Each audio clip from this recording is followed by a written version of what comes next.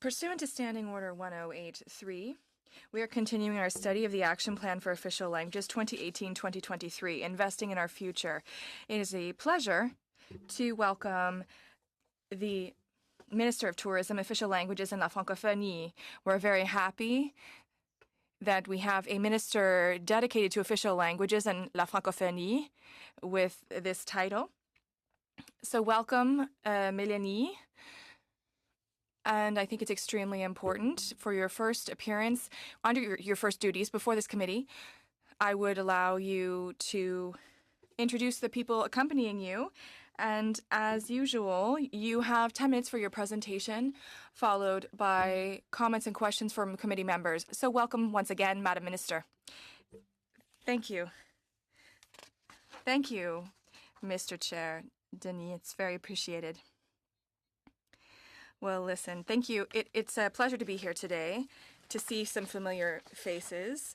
I would also like to salute my parliamentary secretary, Elena Lockhart, and thank you for all of the good work you're doing in committee. I think there are different, all political stripes are members of the committee, and we are always looking for allies on official languages among all parties, and that's important. And I would also like to thank all of the stakeholders who have been participating in the committee's work. And I would like to introduce my team. Guylaine Roy, who is my Deputy Minister in charge of our portfolio of tourism, official languages, and La Francophonie. Also Denis Racine, who's accompanying me, Director General of Official Languages Branch, and Yvan Derry, Senior Director of Policy and Research, Official Languages Branch. I'm delighted to appear before this committee and to speak about our government's accomplishments on official languages and our action plan for official languages. The Action Plan for Official Languages 2018-2023, Investing in Our Future, which I unveiled in the spring. Le Premier ministre m'a donné un mandat fort. The Prime Minister has given me a strong mandate for official languages. It allows me to continue to meet our government's commitment while supporting the Francophonie nationally and internationally. The Prime Minister has asked me, among other things, to continue to implement the Action Plan for Official Languages.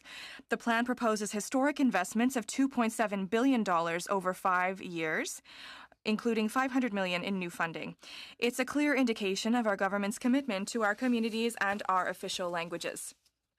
Last March, together with the Prime Minister and several of my colleagues, I was honored to unveil the action plan at Maurice Bélanger School. This school, which bears the name of a staunch defender of bilingualism and official language minority communities across the country. It is a school that is in the riding of our colleague Monu Fateh. This is a man who unfortunately left us far too soon. Our plan proposes a clear vision, new funding, and specific measures to support the vitality of official language minority communities and promote French and English across the country. What is our vision? We believe in Canada's linguistic duality. We believe that it is one of the pillars of the social contract that unites us as a country. Our linguistic duality can be preserved only if it is rooted in the vitality of dynamic communities, only if it is embraced and expressed by millions of people across the country. We feel that we are at a crossroads for our communities. After 10 years of inaction by the Conservatives, OLMCs are facing significant demographic challenges, and it's time to address them. We cannot claim to be a bilingual country if we don't have official language minority communities that live in the language of their choice. Bilingualism is the strength, and it depends on the sustainability and vitality of our official language minority communities, and that is what we want to defend. Bilingualism is a crucial factor in protecting our official languages and supporting those who defend them across the country. Our communities are dynamic. I have seen this firsthand on many occasions, whether it was on National Acadian Day at the opening of the Place des Arts in Sudbury or during my visits to the Yukon and British Columbia. But I've also seen the challenges these communities face. The 2016 census indicates that our country's overall population is growing faster than the number of Francophones across the country. And among the English-speaking majority outside Quebec, bilingualism is stagnating. So, we must take action. That is why the action plan sets ambitious targets. L'objectif est de rétablir la proportion. The goal is to restore the relative proportion of Francophones outside of Quebec and increase the bilingualism of English speakers outside of Quebec. We want a strong Canadian Francophonie and a Canada where citizens' efforts to learn their second official language yield results. Of the English-speaking community in Quebec, particularly those in rural areas. To help achieve this, we have announced new funding. The new investments provided in budget 2017 and 2018 add up to almost $500 million over 5 years. This amount is in addition to our current and permanent investments, which will be maintained. Au total, on parle de 2. In total, we're talking about almost $2.7 billion over the next 5 years, the biggest investment in official languages in our history. We are devoting more resources to measures with a proven track record, for instance, in the areas of early childhood and education. We have also begun to implement new measures based on our observations during the consultations. For example, we heard the heartfelt pleas of community organizations when they told us about their lack of resources. We heard them. That's why we have increased their core funding by 20%. They are major partners, and we will continue to work closely with them to ensure that the action plan brings concrete results to communities. Indeed, we believe the action plan must be implemented by, for, and with our official language minority communities and organizations. That's certainly something that you've heard too. I'm certain of it. It's a winning approach that allows us to better tailor programs to the needs of our communities. We've also taken into account the particular situation of English-speaking communities in Quebec, which face different challenges, from limited access regarding employment opportunities to a shortage of services in English. The plan also has new measures to guarantee the health of official languages. We need to look at early childhood so that children can be educated in the language of the minority and build a strong feeling of belonging, which will help build their cultural identity. There also needs to be integration and welcoming of Francophone immigration among official language minority communities to maintain their demographic weight. I have the pleasure of announcing two initiatives. We are convinced that all children should be able to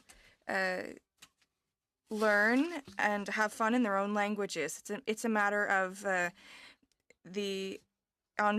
it's a matter of community identity, vitality, and sustainability. On September 25th, I announced that we were doubling the Community Cultural Action Fund, bringing the total funding envelope to more than $21 million. By 2019, 1,000 official language minority schools will be able to offer their students more cultural activities. Thanks to this investment, more than 4,000 cultural activities could take place over the next 4 years, and hundreds of thousands of children will benefit from it. Across the country, citizens have also told me how important it is to read community news and stories in your own language and to hear your own accent on the radio. It is a matter of linguistic security. You need to have confidence in your way of seeing the world and give regional color to each of our official language minority communities, whether they're from Madame Island in Nova Scotia or in Whitehorse or in the Yukon. Our government is also aware that official language minority community face significant challenges. For the first time in an action plan, the government is responding directly. On October 4th, I outlined the implementation of the Community Media Support Fund with an envelope of $14.5 million, including $4.5 million for hiring Canadian interns and $10 million for special projects. managed jointly with the Consortium of Community Media, which includes media organizations from across the country. While we're getting ready to mark the 50th anniversary of the Official Languages Act, I have been mandated to start a review to modernize the Act. We intend to conduct the review in collaboration with official language partners and communities, but also with parliamentarians and members of the public. This is an important exercise. We are also working, I'm also continuing to work with all my colleagues to ensure that our official languages are at the hearts of our efforts. I was proud to announce, along with the President of the Treasury Board, the proposed amendments to the Official Languages Regulations, Part 4, which have not been reviewed since they were created in 1991. That announcement was long overdue. Our proposal responds to requests from community representatives, particularly francophones outside of Quebec, who must deal with a very different reality. Because they are geographically dispersed across the country, there are significant challenges concerning service offerings. We need to improve federal services offered to francophones under the Official Languages Act. This includes offering additional services where people need it. In Alberta, this could mean opening new offices to serve citizens near a French language school. In Charlottetown and in all provincial and territorial capitals, this will mean service in French for travelers at railway stations and airports. In Quebec, the English-speaking communities, for example in Gaspésie, could have more access to services in their first language.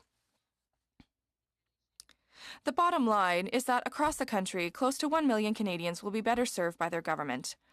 The proposed amendments aim to support and strengthen the vitality of our communities across the country, taking into account the reality of those who live there. No services will be eliminated. On the contrary, we will improve them for everyone. With this initiative, we are contributing to the presence and influence of the French fact in Canada. We will all benefit from it, and we can all be proud of it. Speaking of which, I'd like to touch briefly on the influence of the French fact in Canada. Much has been said about the Canadian francophonie, particularly with regard to communities outside La Belle Province. However, one thing is clear. The Canadian francophonie is alive and well. It is dynamic, and it is also different depending on whether you hail from Moncton, North Bay, Trois-Rivières, or Winnipeg. Having studied this subject closely, you know this only too well. If Quebec is the heart of a strong francophonie in this country, we know that we must protect French from coast to coast, and that minority francophone communities need our support. Linguistic rights are set out in our Constitution and in the Official Languages Act, and we will always protect them and promote them. Our government is committed to providing that support, which includes notably the deployment of our action plan, and our government is working hard to implement it. The work is well underway, and I'm delighted to continue it with you. I am now ready to answer your questions. Merci beaucoup. Merci beaucoup, Madame la Ministre. Thank you very much, Madam Minister. Without further ado, we will move to comments and questions by committee members, starting with Alupa Clark. Thank you, Mr. Chair. Madam Minister, we're very happy to welcome you this morning. Thank you. And I noticed that you wrapped up with what I wanted to address in my questions, linguistic rights and the fact that they need to be applied. You and Minister Bryson share a responsibility under the Act and on its implementation in the government body and in government agencies. I would like to know, in the last 3 years, either by email, by letter, over the phone, or verbally, have you had to intervene in cabinet or with one of your ministers or colleagues to tell them, well, listen, in this sphere of your department, there is non-compliance with the Act? Well, listen, I would be happy to have a strong voice among cabinet to defend official languages, and I'm very happy to have a prime minister who believes in the importance of official languages, because he not only invested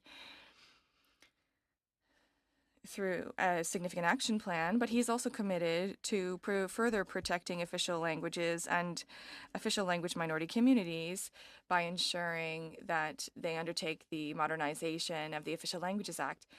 So it occurs quite frequently that in collaboration with my colleagues, I must intervene. We know that on official languages, we can always do better. And an example, please. And all of our colleagues around the table understand that we can do better, but we have demonstrated that whether it's with the action plan, with the modernization of the regulations and Part 4 of the Official Languages Act, whether it's the modernization of the Act itself, it's a priority for us. For example, 8 months ago, we learned in the Journal de Montréal that the Infrastructure Bank of Canada didn't offer bilingual services, even though it was a Crown service. Did you intervene with Minister Sohi to tell him, my colleague, you need to address the situation? For us, it is important to have bilingual services, both in the public service and at the Infrastructure Bank, but also in services offered. And that is why that we've committed to improving services at the Infrastructure Bank. We're very happy to have recruited a Francophone Quebecer who is in charge of the Infrastructure Bank. I spoke about this with François-Philippe Champagne, who said how unacceptable it was for for services not to be currently offered, that services not meet the expectations of citizens. He has said he will address this situation, and I will ensure that the official languages is followed. There's a woman from Calgary who wrote me not long ago, and I wanted to send you a letter about this. She said that Service Canada in Calgary, it was at Bonavista. I have the name of it. Service Canada Royal Vista, and it's supposed to offer bilingual services, and she goes there quite regularly for a number of years now, and there's a sign that says you can have service in both official languages, and she claims that systematically she receives service only in English. I think that's unfortunate, and I plan to send you this letter soon, and can you please speak to Minister Jean-Yves Duclos, because I think that it's under his responsibility. Could you tell him that he needs to address the situation? There are different things that we've done, and I would be pleased to look at your letter and follow up on it. It's important for us to ensure that our official language minority communities can have access to bilingual services. We had a fear, given that the demographic weight of Francophones in some regions of the country, given that they're geographically dispersed, it might have an impact on the bilingual service offerings under Part 4, which requires a certain percentage of Francophone community members across the country to ensure access to bilingual services. To remediate a potential lack of French services, what we've done is, first of all, we put a moratorium. We are ensuring that all offices where bilingual services are offered outside of Quebec can continue to offer bilingual services. And the other thing that we did is that we amended the regulations on official languages to ensure that we can broaden our service offerings outside of Quebec, because we knew that it was an issue. And that is the announcement that I made last week with the president of the Treasury Board, and it will ensure that there are 1 million Canadians, particularly Francophones outside of Quebec, who will receive more services in French. We saw the announcement. Yes, we're aware of it.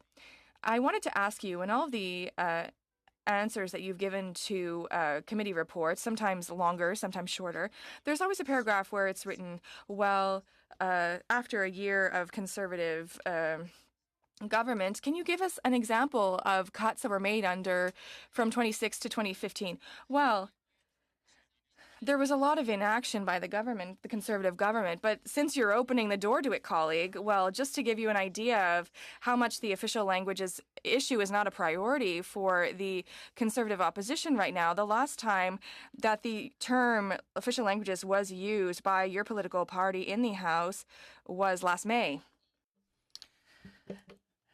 What about a cutback over the past 10 years?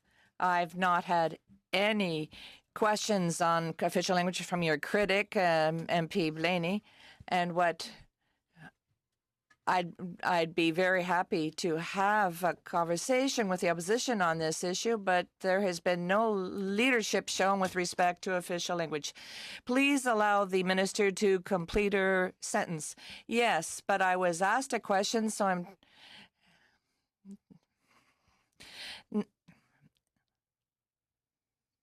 Thank you very much. Sure. As you know, I worked for the English Montreal School Board prior to becoming a politician, prior to entering politics. And we know that education in the minority language is essential to preserving the community and the strength of the community as well as the language. Can you please elaborate on new investments that this plan has outlined and how will this money be used? Thank you, dear colleague. Congratulations again for all your leadership you're showing to support the Anglophone community in Quebec. It is very important.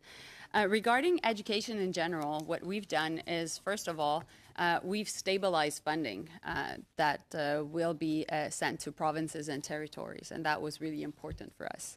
What we've heard also is the importance to support important infrastructure projects in education, and therefore there will be more money in the sector. And if you go and look at the official languages plan, there is more money for infrastructure in education.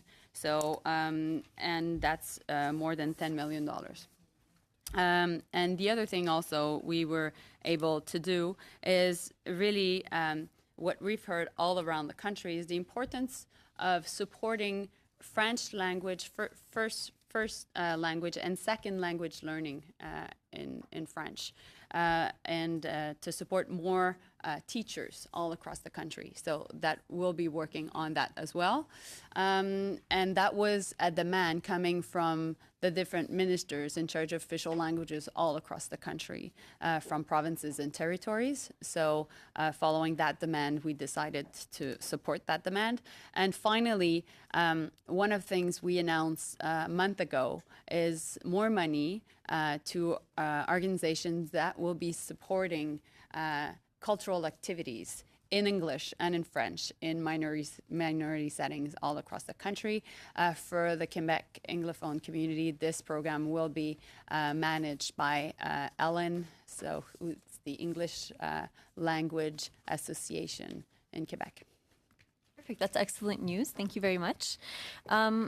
And obviously, we always speak about the French minority in all of Canada, but in Quebec, we know that there's a very strong English minority, and oftentimes, because of the provincial politics, maybe things don't always, maybe they don't always have the same access to services and all of that. In what ways are we helping Anglophone Quebecers, other than education, in our plan? And how are we ensuring that we're doing things that the community actually wants us to do? Like, are we hearing from people on the ground that are telling us what they need in their community? Mm-hmm. So what we've heard is that Anglophone communities, English-speaking communities in Quebec have specific needs. And in particular, the ones outside Montreal really need our support because they don't necessarily have access to many services in the language of the official languages of their choice. Therefore, we decided to provide a specific funding mechanism, which is $5 million to support the English-speaking community, and that will be to the benefit of the communities, and we will work with the communities to support their specific needs, maybe access to employment or support youth initiatives, which are two things that the English-speaking community has mentioned to me. I had the chance to have many discussions with QCGN, but also I was in Richmond recently, where I went to see the fantastic community of townshippers, who is really advocating for more community services in their official language, but also that we're demonstrating the strength of the English community in Quebec, which is so important to basically who we are as a country. Okay, thank you so much. Est-ce que j'ai du temps qui me reste? Do I have any time remaining? Can we get an update on the reinstatement of the Court Challenges program? When should we expect to see people being put on a panel and money to be available? So we've entered into a contract with the University of Ottawa. The university is putting in place its expertise center, hiring people, and also we've created a panel. All the interviews have been done, and we're really, really in the final stage. And basically, I just need to do the final take on it, and we'll be having really, really good news to announce very soon. Thank you very much. Thank you. Merci beaucoup. Nous allons maintenant avec François Choquette. Thank you, François Choquette. Thank you, Madam Minister. And I'd like to continue on with what Mrs. Lampolouse was saying. In 2018, perfect. So 1 or 2 months, that's good news. Yes, it's good news. And we're very pleased that we're restoring the Court Challenges program. To go back to my colleague's question, this program was abolished by the previous government, and so it's important to restore it. That's very good. How did you feel when you found out? I don't remember the exact date. And here we refer to the federal court decision and the Fédération des francophones de la Colombie-Britannique. This is a case that is currently before the courts. Since it's a case that is currently before the courts, I'm going to respect its independence, but the impact of this decision really concerned me. And that's why I decided to send a letter to all of my colleagues in cabinet to ensure that we would reinforce the positive measures, because in order for our language communities in a minority setting, in order for them to really be vital, we have to have a very strong Part 7. We have to have a very broad, liberal interpretation of Part 7. Now, I would be pleased to pursue this conversation in the context of modernizing the Act and any other instrument that would be required to support Part 7 and to support vitality. I'm very pleased to hear that this did, in fact, concern you. The FCFA, the QCGN sent us a joint letter on that. And further to that, you sent a letter to your colleagues to stress the importance of continuing of ensuring that Part 7 regulations are enforced and followed. There's another way of looking at it. In the Netflix agreement, this was when you were Minister of Canadian Heritage, but this also was relevant to official languages. And we received an answer because there was an agreement between Netflix and the government. And when we see the response, with this new definition, this new interpretation of Part 7 and positive measures, that means nothing. What do you think would be a good definition of what we mean by positive measure? First of all, I had an opportunity to speak to the Commissioner of Official Languages just last week, and I encouraged him to take a broad interpretation of his own mandate, because it goes without saying that with a proactive commissioner, and yes, I do have to respect the commissioner's independence, we can ensure that we will be able to protect language rights and promote language rights. As for the Netflix agreement, we're very proud that we were able to really get the resources required to protect official languages. How do we interpret the role of the federal government when it comes to official languages? Because you're be asked a rather broad question. This is a priority for our government. We know that the Official Languages Act is a constitutional act. We know that language rights are enshrined in our Constitution. We're restoring the court challenges program to support the communities. Do I have 5 or 6 minutes? Generally speaking, as I was saying, it's important for us that the government be proactive. But it's difficult to define what's meant by positive measures. There is a guide that the government development. Could you please send this guide to us to explain what positive measures are? This guide, I'm sorry for interrupting you. I don't have a lot of time. The Commission of Official Languages told us last week that positive measures is everything and nothing. The Official Languages Plan and early childhood, these could be positive measures, but the Official Languages Plan, for example, talks about online courses. Those are viewed as being positive measures, and in social development and employment has a role to play in this. So what does this mean? That's why I'm asking you, how do you define what's meant by a positive measure? Qu'est-ce que ce serait pour vous des mesures positives? There is a guide. My team would be pleased to send it to you and to all members. But if, as a committee, you're interested in reviewing this issue, I'd be happy to hear your recommendations. This is a concern for our government, but we would like a broad interruption. I'm sorry for interrupting you because I have very little time.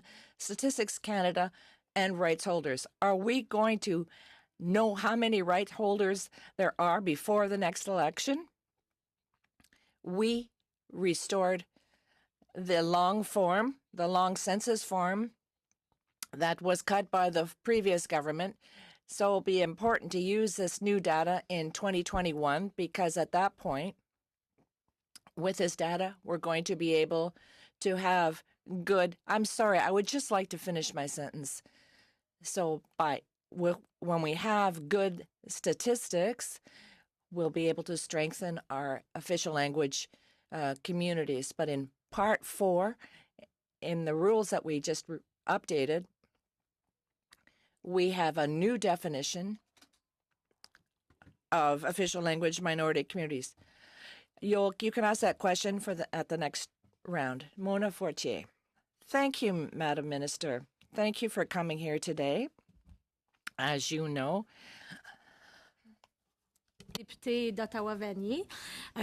I've worked on official languages for 30 years, and I'm very pleased to be working as an MP now, and I'm very pleased to be part of government, and was saying that I'm so proud because when I was a young person, I was hoping that I'd be able to sit around this table. So I'm very pleased to be able to do so. And I'd like to thank you for recognizing my predecessor, Maurice Bélanger, for the way that he advocated in favor of official languages when he was a parliamentarian.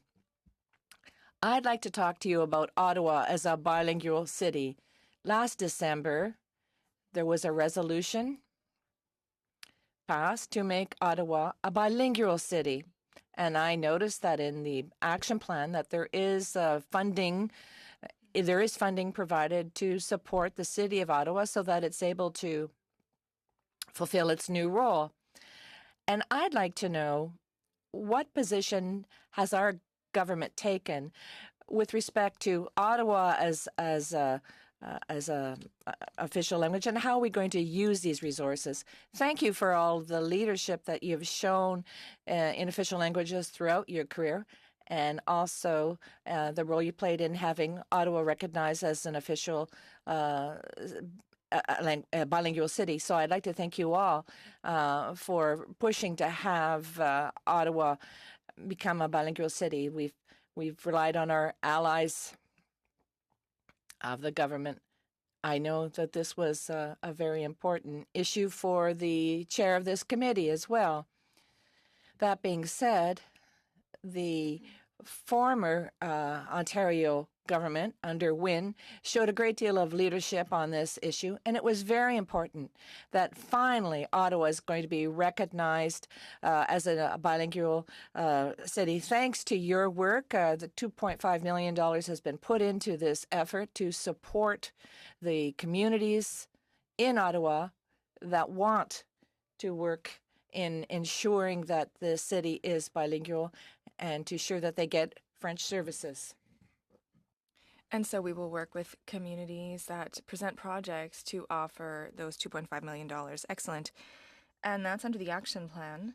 But now concerning the modernization, which I've already had a few conversations about with people and with the City of Ottawa, which want to see strengthened in the Act the sustainability of the City of Ottawa. Do you have any comments about whether that could be part of the strengthening of the status of our national capital as now officially bilingual? Well, I think that all good news are welcome. I would be pleased to have this conversation with you, with stakeholders in Ottawa, with parliamentary colleagues, because we don't amend the Official Languages Act every day. This is a historic opportunity to do this, and I look forward to conversations in the coming months. The other question that I wanted to raise was the by, for, and with. I really appreciated the with that you added, because we often talk about by and for, but with is also important.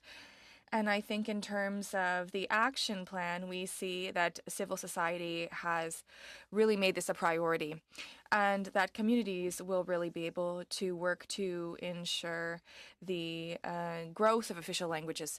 So I would like to learn how the government will also work with the provinces and the territories to demonstrate how by and for and with is so important. Can you tell us your position on how we are working not only with civil society, but also with the provinces and territories?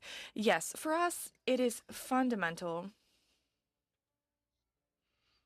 to better support communities directly. We have heard their cry for help. And the way of ensuring the vitality of official language minority communities means that we have to offer services by, for, and with communities, because it will maintain and create jobs in these communities, and it will develop a feeling of linguistic security, which is so important to ensure the vitality and durability of our communities. And so of the $500 million in new funding that was made, the vast majority will go directly to language communities. At the same time, concerning the provinces and territories, we decided to have good conversations with them, particularly in terms of education. For us, it's important that there be accountability on education to ensure that funds from the federal government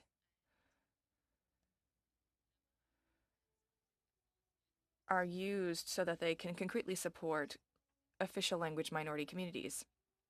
And for us, we decided to stabilize the funding, but as I said to our colleague Emmanuel Lampoulos, we're also trying to respond to some of their requests, particularly to ensure that there's more support for recruitment and training of French language teachers, and also for infrastructure. Thank you, Mona.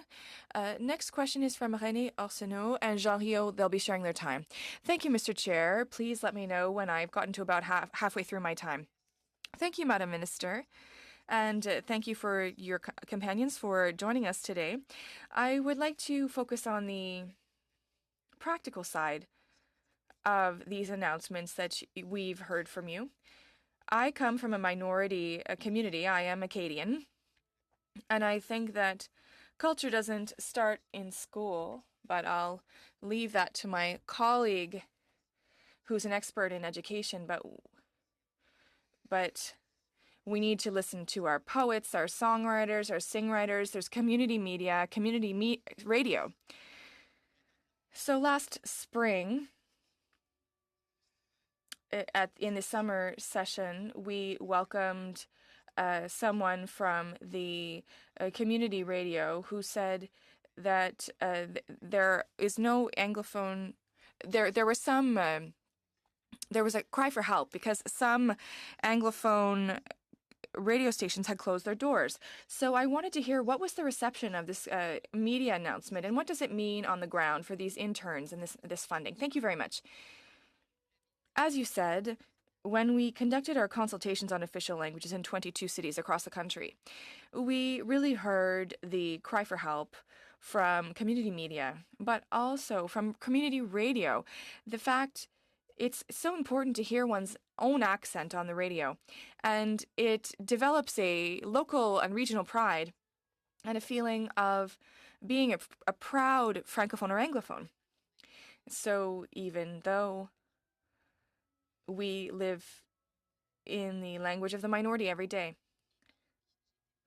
And so I was very moved by this issue, and I wanted to work with my colleagues to ensure that we recognize it.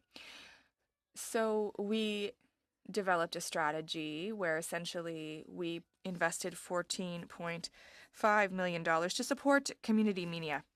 We did this through two programs. First of all, Canada Youth at Work, $4.5 million to support young Canadians in the country who want to work in community media and become the future generation of journalists, which is so important to our democracy and communities.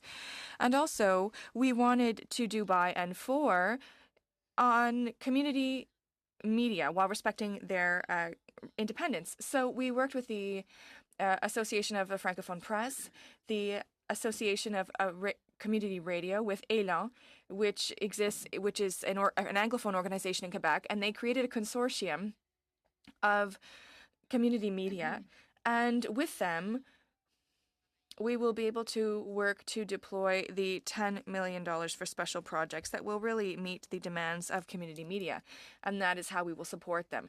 This initiative on official languages is in addition to the one I announced as Minister of Canadian Heritage, the $50 million to support local media across the country.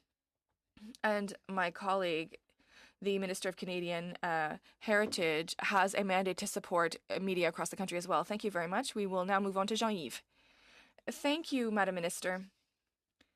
You know that I come from a military base in Saint-Jean. We receive many recruits every year who live in a Francophone environment, and we also have the Royal Military College of Saint-Jean. So for me, that is the main reason why I came into politics. We wanted the return of university training, which was announced by our government last year, and already the first officers are at the school. What is the impact of the St. John Royal Military College on bilingualism in Canada? That was one of the first announcements that we made. We wanted to bring back university training to the Royal Military College at Saint-Jean. We know that this university training is offered in Kingston, mainly in English, but it wasn't offered at RMC Saint-Jean-sur-Richelieu in French. So that had a direct impact on the opportunities for advancement within our armed forces.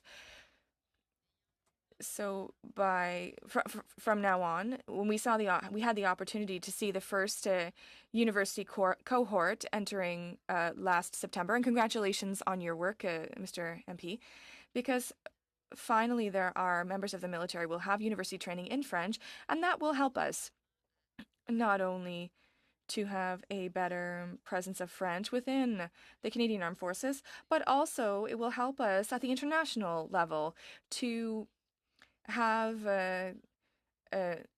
members of the military who can go to conflict zones that are Francophone. And the International Organization of the Francophonie noted that under the former Secretary General of when she went to the UN Security Council, that half of the conflicts where UN peacekeepers are involved are Francophone countries. So it's important for us to have senior ranking officers who can speak French and who can direct members of the military in French. Thank you. Sylvie Boucher and Alupa Clark will share their time now. Yes, thank you, Mr. Chair. I will share my time with Mr. Clark because I'm coming back from a trip to Africa and I'm very tired, so I'm a bit tense. I'm sorry, you may experience some of this, Madame Joly. I'm ready. I'm very happy to have you join us today, and I would like to address a number of things. Since 2006, I've been an elected official, and since 2006, I've been fighting for official languages. So Conservatives have been fighting around this table, just like our Liberals and the NDP for official languages. And when you said earlier that the Conservatives didn't care about official languages, that's not true. Because I've been working on this since 2006, just like everyone around this table. I don't want any excuses. We have an apolitical committee here, and we are fighting for the same rights, the rights of minorities, linguistic minorities across the country. If you don't have any questions for Mr. Blaney, it's perhaps because we haven't been getting any answers from you, Ms. Joly. Not sufficient answers. I do not accept that you would say things like that when people here around the table are fighting along with your fellow Liberals for official languages, and that's all I have to say. Mr. Clark. Madam Minister. I understand my colleague's perspective, but I'm not going to receive any lessons from Conservatives on official languages, because in terms of cuts in the last 10 years, you can be certain that they cut over than $675 million to Radio-Canada, which directly impacted the vitality of official language minority communities, and they cut in the court appeals program, which is essential to the advancement of linguistic rights in the country. Every time a Conservative government arrives in power, the court challenges program is cut. And what we know is that they cut in the long form census, which is essential for the government's understanding of language rights and the reality of official language minority communities across the country. When there is a lack of information coming from Statistics Canada, as a government, whether it's Liberal or Conservative, regardless, you don't have the data to properly respond to the needs of our communities. So I understand my colleague's perspective. I respect her commitment, but the reality is that the facts tell a story. And in terms of official languages, we invested $2.7 billion, and we looked at Part 4 of the Official Languages Act, and we will modernize the Official Languages Act, so I won't take any lessons from my colleague. Mr. Clark. Yes, at a number of places in Canada, Canada Post is set up inside retailers, and they're in Shoppers Drug Marts in districts where there's a 5% threshold, so they're supposed to be bilingual, but Shoppers Drug Mart employees are often not able to offer bilingual service in the contract that they have with Canada Post. So I'm wondering what you think. Don't you think that that's a problem? Because I've had a number of emails about this, that we should ensure that when Canada Post subcontracts out to Shoppers Drug Mart, it should offer bilingual services. I know Carla Qualtrough is working on the issue of Canada Post because there have been a lot of cuts. There were a lot of cuts under the Conservative government at Canada Post, and we wanted to restore home delivery, or maintain home delivery, and we wanted to ensure that there were better services in the regions. I think that in the context of the modernization of the Official Languages Act, which is important to everyone on the committee,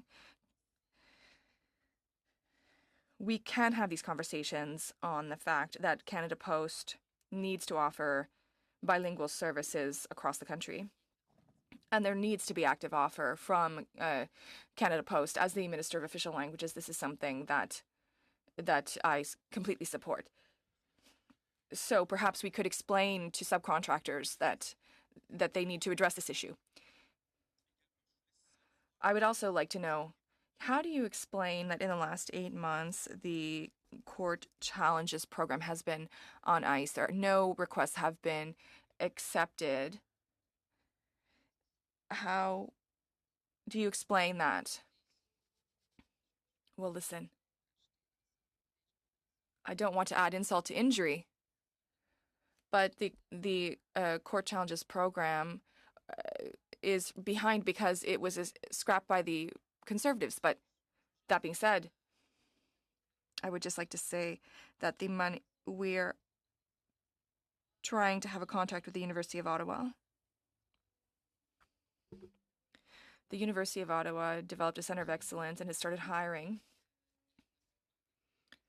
And we struck a committee that would manage the interviews, and quickly I will proceed with a number of appointments, and then the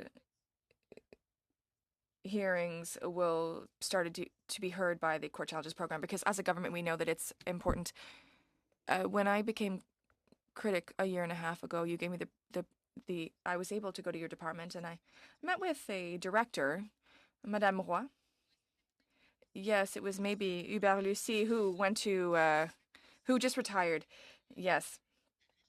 But he, in his integrity as a senior public servant, shared that the court challenges program had closed for 2 months, and the envelope had continued under Mr. Harper, and then no hearings were accepted, and there were problems across the country. So we need to move quickly on this. And the intention of the government, Harper government, was to scrap the entire court challenges program, and then the department gave its opinion that it was so important and nearly constitutional that it was impossible to scrap the court challenges program without really harming linguistic rights across the country. So given that situation, the government of the time was forced to keep a certain envelope to protect without protecting the court challenges program in its entirety. So at the end of the day, what happened is that every time there's a conservative government in power, as I said, everything is scrapped. What we wanted to do things right concerning the appointments. We wanted to have a committee that appointed the most qualified people and possible, and I will have good news on that in the coming days. Thank you, Alupa. Daryl, you have 5 minutes. Thank you very much. First of all, Madam Minister, I would like to support the members of the Official Languages Committee. We've been working to advance the cause of Francophonie. But what happened in 2005 to 2016 weakened Francophone communities of Canada. I'll give you the perspective of myself and all my friends. First of all, the action plan. The action plan had no movement for years. It was a loss of about 15% if you look at 2.5% a year. The organizations on the ground said, "Oh, we're even weakened.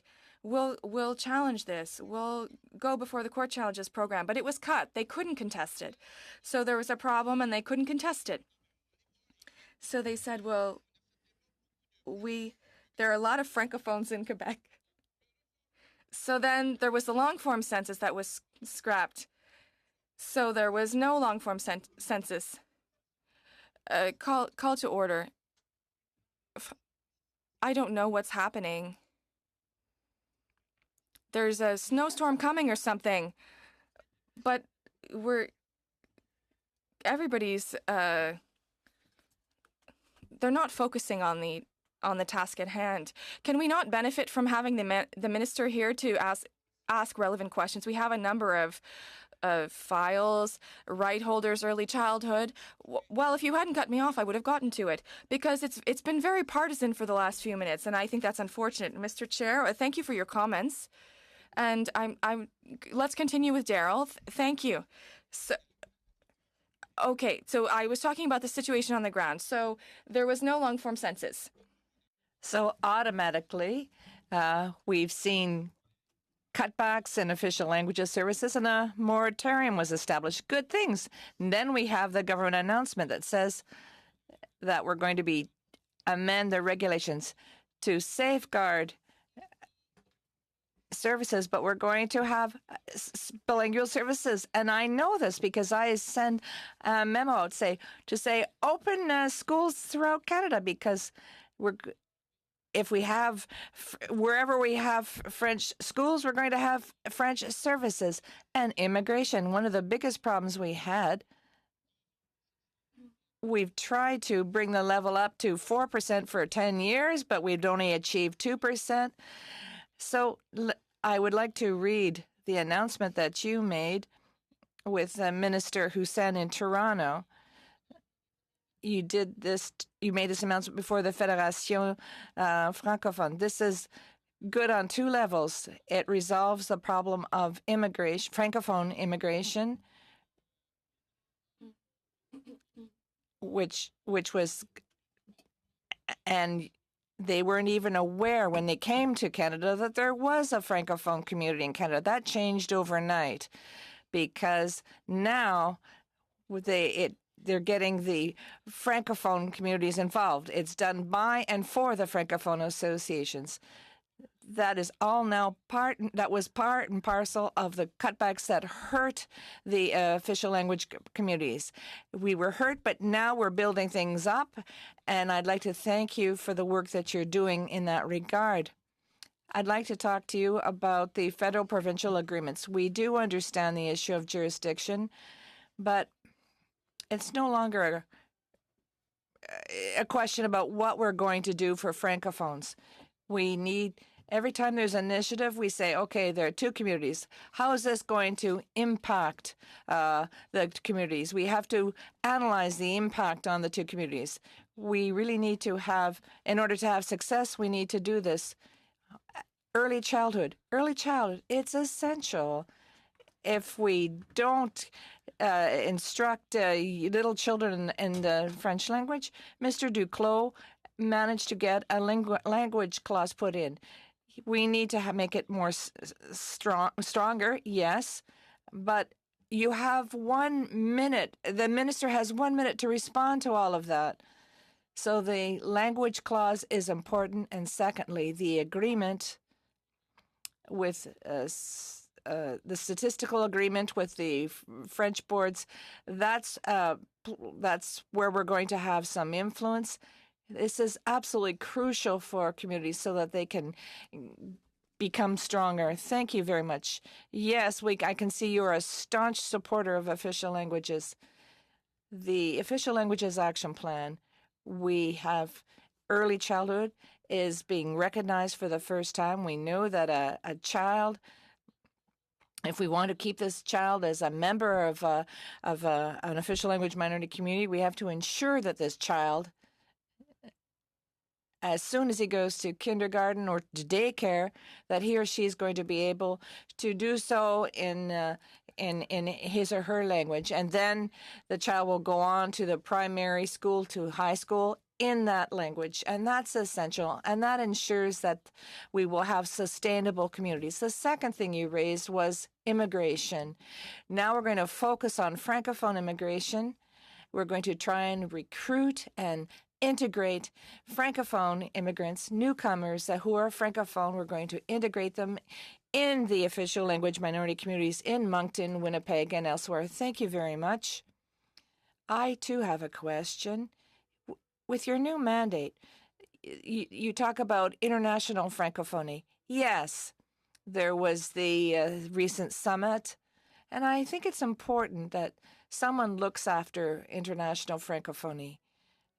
Canada is the second largest contributor when it comes to the Francophonie. France is first, obviously, but then there's Canada, Switzerland, and so on. But in terms of the promotion of the Francophonie through the world, with this new draft legislation, do you see a place where we can promote Canada in the Francophonie. Canada plays an important role to play in international Francophonie. You're quite right.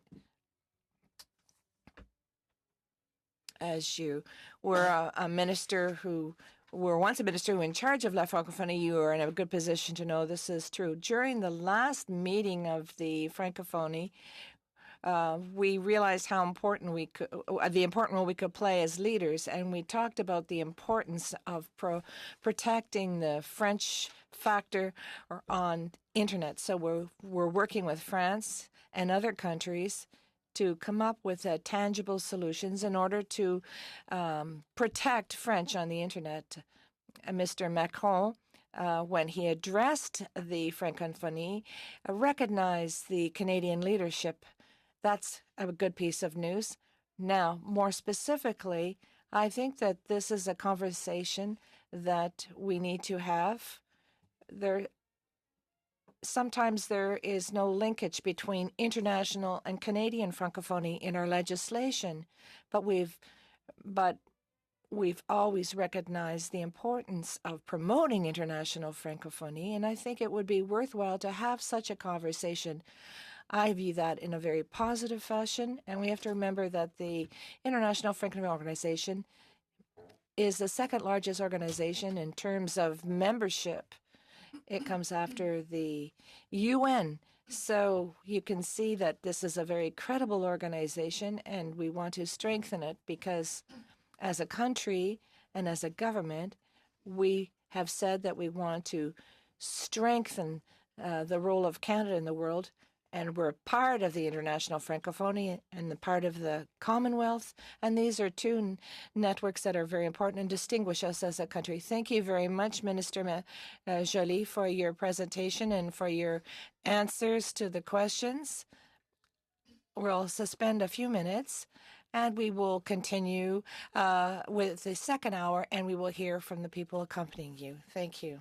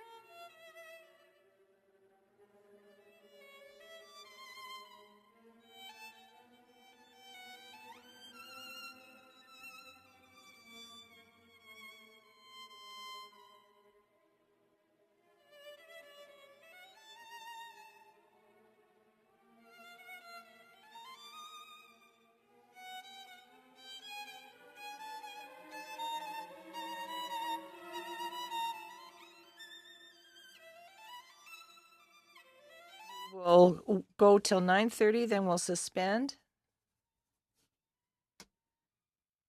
No, 10:30, pardon me.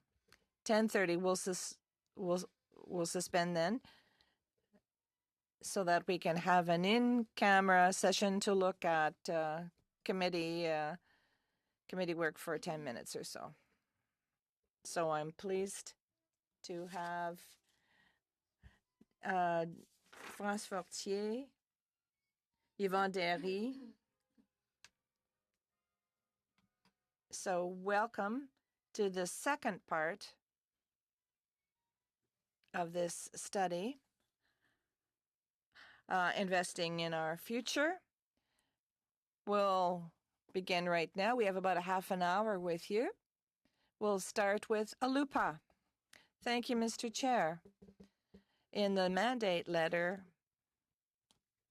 received by the minister this summer, we are pleased to see that the Prime Minister has asked her to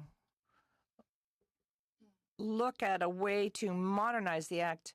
I don't know when it's going to happen after the elections next summer, but you are the ones who are in this day in, day out. Have you begun this examination or review? Has the department, I forget the word, has the department started work? Have you got down to business to begin this review to modernize the Act? Yes, the department. Well, we've been working on it. It's a process which is complicated, as you know, and which will take some time. We're looking at various options as to how to proceed, and the minister will decide what option to take, if I may. There's a parliamentary process, but we have to consult. There's a duty to consult. We're dealing with a complex act, and the parts are very different from each other, but they complete each other. There are certain parts that deal directly with citizens. Others deal with the government itself. So these various amendments will be done. We will be looking at these two things separately, but at one point they will both come together. What can we do over the next few months, over the next year?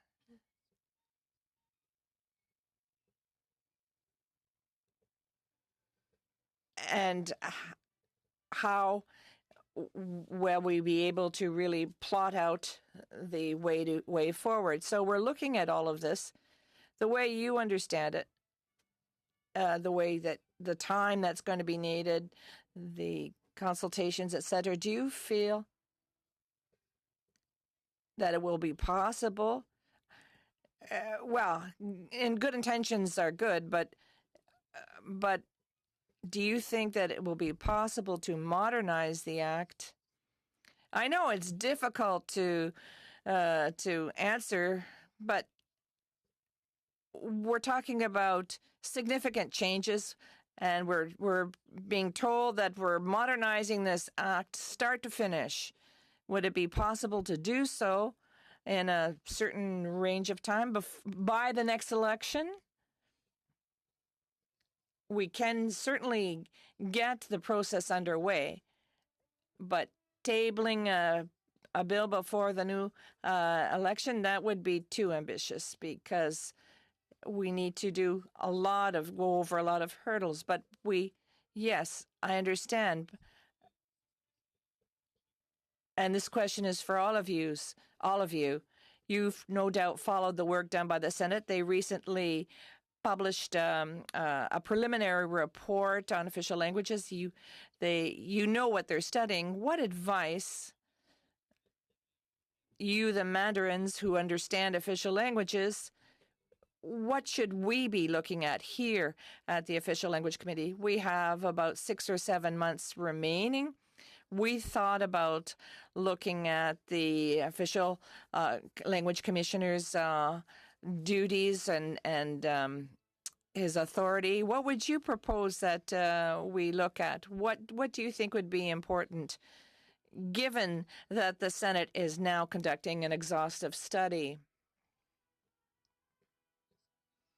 Perhaps I'm not in the best place to answer that question, but there are various studies underway. The Senate is doing a very exhaustive study. Perhaps the commissioner who has done an online consultation could help you. The ideal scenario would be that everybody be complementary to each other, the Senate and the commissioner. There are certain aspects of the Act, for example, Part 7 has been discussed to great length. The Act talks about the concept of linguistic duality, concepts that are not discussed so thoroughly. Perhaps there are other issues like that that would be valuable. And further to the troubling decision with respect to the Fédération des Associations Francophones and the government, has Canadian Heritage or has the Department of Tourism and Official Languages come up with an idea of how to react to this? The commissioner himself said that he discussed this Part 7, but Mr. Choquette is very familiar with this. The commissioner said that he will no longer be receiving this type of complaint, much to his dismay. What are your thoughts on the matter, administratively speaking? The minister under Part 4 has a very specific role to coordinate its implementation, but also to promote and support federal institutions in the implementation of Part 7. There are a number of governance mechanisms, a number of networks that exist. The Champions Network, those responsibility for Part 7 among the departments. There are tools that can be developed, and we will continue to do so day after day, as we did before the decision. And that process within the Federal Public Service should promote and support the implementation of Part 7. It is being continued as it was before the decision. And everything that we can find is a way of doing so, to do so at Canadian Heritage, at the Official Languages Branch, we will do. Thank you. The next questioner is Daryl, who will be sharing his time. Okay, so no preamble this time. So I have 3 questions. Thank you for coming. France, we haven't spoken in a little while. And Yvon, I know well. And Denis, this is the first time I'm meeting you, perhaps the second time. You have a very important role now with the Official Languages file and the work that must be done on it. I'm going to toss out 3 questions, and perhaps you could comment quickly. So I'm always concerned by research on minorities. If we don't have the data, we can't back up our arguments. When we talk about tourism, like I said earlier, by and for, do we say, well, will we do this for tourism, and then will we do this for Francophones? It should be planned as a whole, so I would like to hear your thoughts on that. And then you talked about changes to the regulations, where the provincial capitals will offer bilingual services. How do we do that? For example, Halifax is the worst for French services for 6 or 7 years now. How will we ensure that we can implement these measures? Thank you. You can start. Concerning research, we had a conversation before the committee started. We do have research needs. There are a number of organizations that give grants to research. Our programs are not really designed to research, to fund research within communities. Basic funding can be used for research. In the past, we created the Canadian Institute of Research on linguistic minorities, and that was through an endowment fund at the University of Moncton. So there's a certain type of research done, but we have not been promoting research. You'll see that my title is policy and research. So we try to give contracts. When we do research for our programs and for the government, we give research contracts. We work with Statistics Canada. We have internal researchers, but that mechanism cannot fund research by research institutes on communities. There is perhaps a challenge here. There's perhaps a shortcoming, but the current situation is what I just described. Okay. Are my 3 minutes done? Okay, perhaps I'll give the floor to Mona then, and if you could provide the responses in writing for the others. For tourism, well, Mona's going to take over now. Thank you, Daryl. I appreciate it.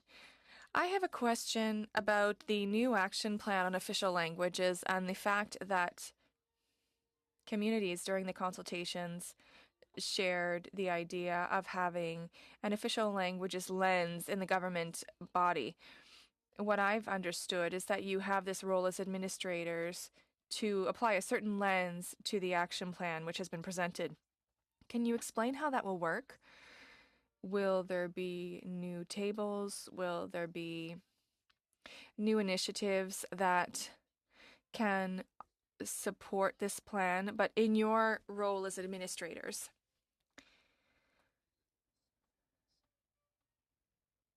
After the announcement of the action plan, we started a dialogue process for each of the initiatives of the action plan that fall under the official languages branch. We assembled the stakeholders and the institutional stakeholders who are affected by each of the initiatives to undertake a dialogue with them, to listen to them, and to establish buy-in for. So it's important. What's important for us is that we don't want to make decisions in a vacuum.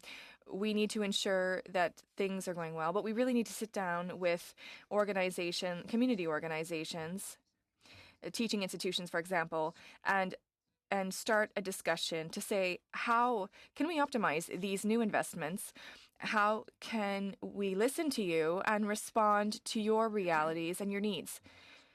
This process is still ongoing. Some of the initiatives funding will be available next year. So we have time to really lay the groundwork and listen. And since we're using the word dialogue, it's not an exercise that has a beginning and an end. It is one that will be continual. And it will really help us to better understand the people we serve on a daily basis. I still have time? Okay. One of the files that I'm trying to understand more specifically is immigration, because we know that it's really an initiative that is not necessarily new, but is essential for official languages. Can you tell us, given the context, how will you support the Minister of Immigration and play your role to ensure that we reach our targets that were established? As you know, one of the major pillars of the action plan is on the immigration file, and it was given to IRCC, Immigration, Refugee, Citizenship Canada, and they are implementing it. They are in a dialogue stage with the community. They are establishing the parameters of the initiative. There are a number of initiatives to build on the funding that have already been implemented. So we're working closely with them, but they are really the ones who are responsible for it. But the good news is that we have a process that is similar. So before they take action, they will sit down with Francophone stakeholders outside of Quebec and Anglophones in Quebec to address local issues, and then funding will start next fiscal year. Thank you very much, François Choquette. Thank you, Mr. Chair. Thank you for joining us once again. The Court Challenges program. We've heard news that it will be ready for 2018 in a month or two. That's good news. That's good news. What is the amount and for how many years were investments made in the Court Challenges program, which is available for official language minority communities? Perhaps, do you have it with you? Okay, yes, we have it somewhere. We can send it to you afterwards, if you could send it after.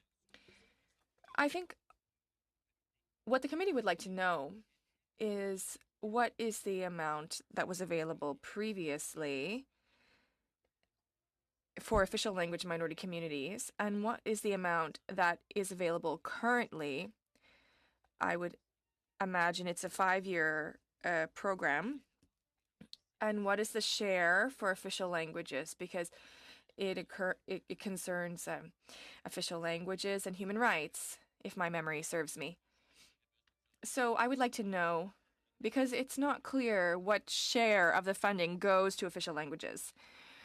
The former program, the Linguistic Rights Support Program, gave $1.5 million a year, and the new Court Challenges Program sets aside $5 million a year, with a minimum of $1.5 million for official languages. So it's the same envelope for official languages. Complementary information, the Court Challenges program is not managed by our branch, so we are not the best people to give you answers.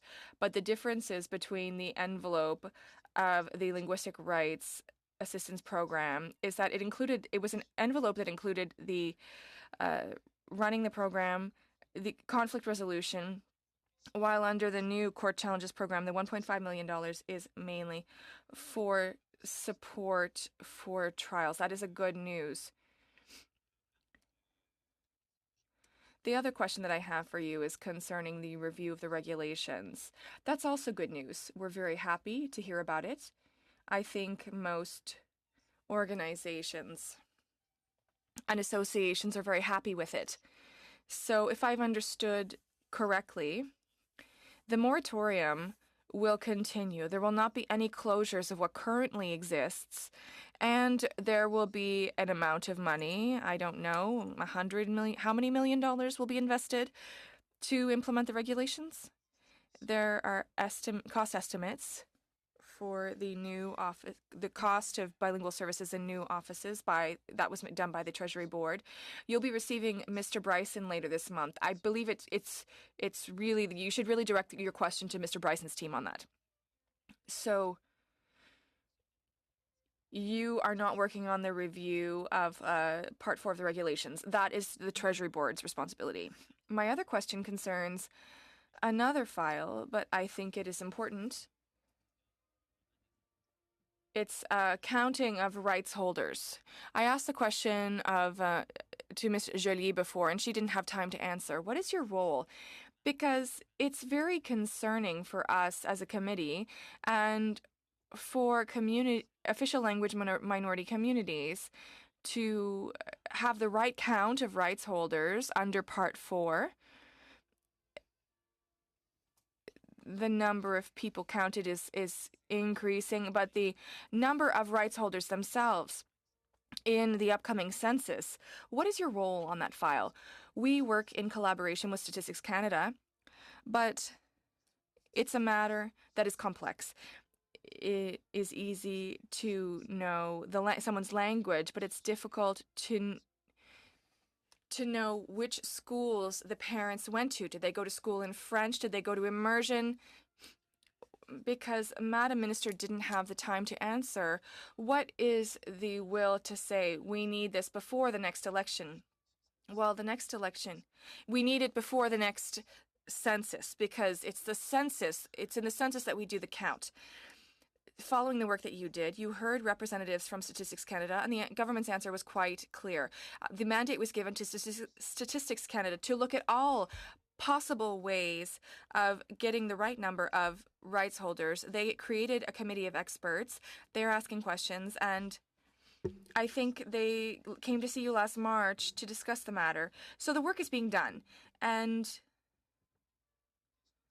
they are testing a number of different approaches. Now that Canadian heritage and official languages have been separated, what does it change in your daily lives? Honestly, it hasn't changed much.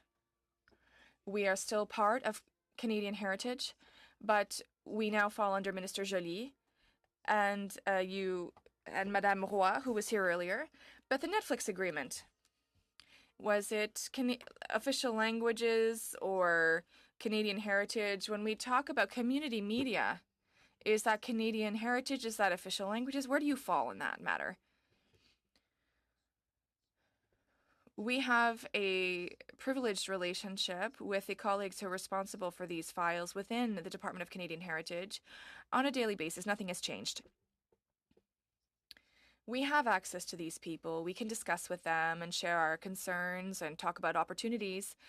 In the functioning, we are still in the same offices.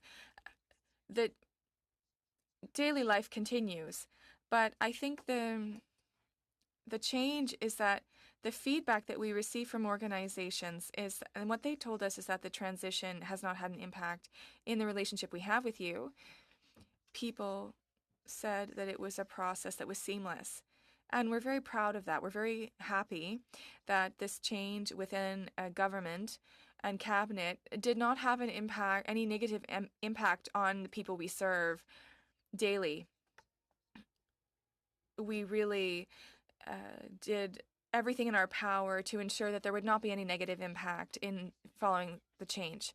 Thank you, François. We'll move on to our next speaker, Emanuela, and Jean Rio will be sharing their time. Yes. So I will use my time with my colleague, Mr. Yu. Or money allocated for immigrants who come to Canada and who live in a minority, who are part of a minority language group, but who live in a different language reality. So, for example, immigrants who come to Quebec whose second language is English and who do not speak French. Is there any plan for these people, and is there any help coming from this action plan? Again, this is an initiative that is under the leadership of Immigration, Refugee, Citizenship Canada. I know that one of the major initiatives that falls under their lead is to create a pathway for immigrants when they come to Canada, which applies to Anglophone that would have English as a second language that would immigrate in Quebec. They are working on a pathway to facilitate the process of arriving in Canada, integrating in the community, and getting access to services in one of the official language of this country. This initiative is being delivered by the department in collaboration with some community stakeholders, which is key to the success of this initiative. And this is how I think your concern will be addressed over the next few years. I don't know if Francis has some additional information. No, that's right. Okay. In the particular case of Quebec, though, there's a difference. There's a Government of Canada has devolved the selection and integration responsibilities for immigrants to the Government of Quebec through multiple agreements since 1978. That devolution, like Quebec has what they call the maîtrise d'œuvre with respect to the selection and the integration of immigrants. So the action plan has measures for Francophone immigrations outside Quebec, and we have targets for that. And the IRCC and the Government of Canada are really hands-on for Francophone immigration. In the case of Quebec, it's really the province that is the key player here. So the action plan doesn't go there. Okay. I mean, even though it's the provincial government that gets to pick, there are quite a few Anglophone immigrants that do live in Quebec, and I've met a lot of them. Are they at risk of being removed because they don't speak French by the Quebec government? Like, what can they? What happens in these cases?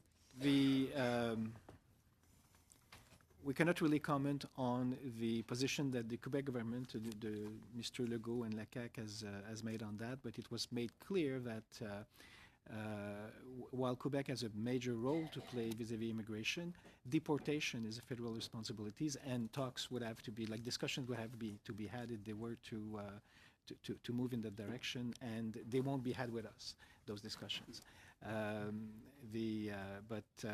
There's certainly a federal responsibility there that would be called upon, and that would be with RCC that those discussions would be had. Okay, thank you. And Merci. Donc, on a eu Madame. Thank you. So we had Ms. Bombardier went to Tout le monde en parle. No, she wasn't here. But I thought that she had some alarming comments. You promote bilingualism.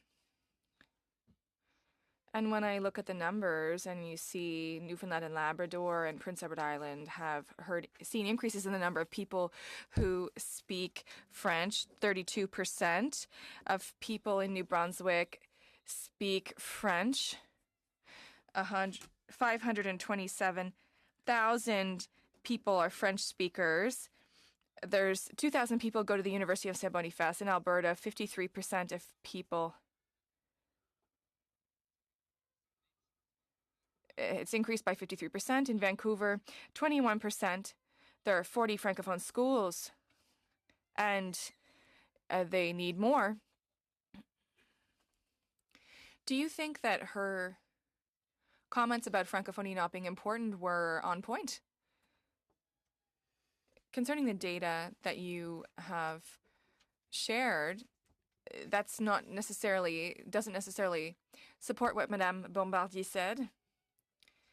We have very high enrollment, for example, in minority schools across the country. Concerning artistic expression, there's a renewal, but we are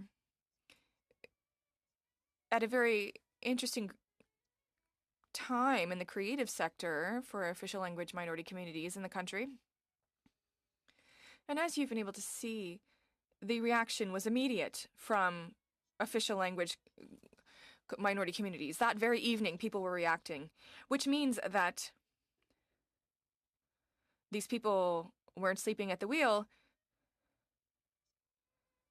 They couldn't go to bed before responding to that statement, and the intensity increased. And I think that this was unfortunate, and fortunately, people right across the country stood up and said that this was not quite an accurate assertion, and we are continuing to promote official languages with the tools we have. We are encouraging people to be open-minded and look at all of the good work that's done across the country. Thank you very much. If there are no further questions, we will. I didn't have your name on the list.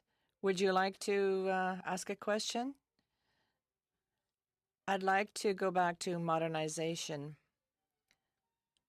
I'm not sure if I really got a clear answer. I'm not trying to criticize you per se, but the mandate letter said that there will be a review of the act. And